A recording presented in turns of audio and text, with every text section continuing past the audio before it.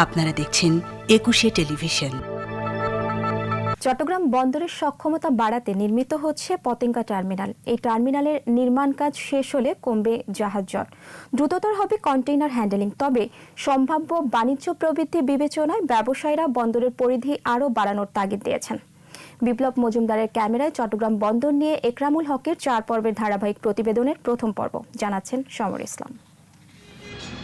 চট্টগ্রাম বন্দরের 3 টার্মিনালে জেটি 19টি। সীমাবদ্ধতা হলো সবকটি জেটিতে একসঙ্গে জাহাজ ফেরানো যায় না। এখনকার সক্ষমতায় 3 টার্মিনালে কন্টেইনার ও সাধারণ ক্যাটাগরির 16টি ভিড়তে পারে। পতেঙ্গা টার্মিনাল চালু হলে ভিড়তে পারবে আরও 4টি জাহাজ। পতেঙ্গা কন্টেইনার টার্মিনাল যার নির্মাণ কার্যক্রম সেনাবাহিনী করছে এবং সমাপ্ত ঘটবে কিছু দিনের মধ্যে, এবং 2021 সালের জুনের পরপরই আমরা এটাকে চালু করতে পারবো। নতুন জেটির কার্যক্রম শুরু হলে বেশিরভাগ কন্টেইনার পরিবহন হবে বিমানবন্দর সড়ক দিয়ে।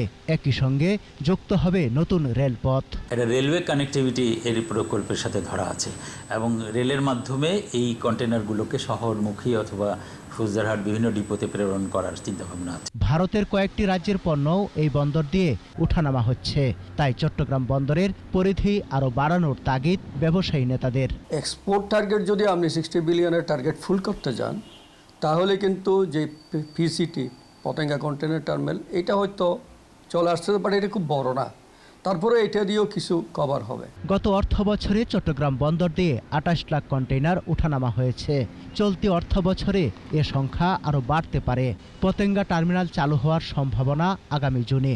তখন আরও 5 লাখ কন্টেইনার হ্যান্ডেলিং করার সক্ষমতা অর্জন করবে চট্টগ্রাম বন্দর।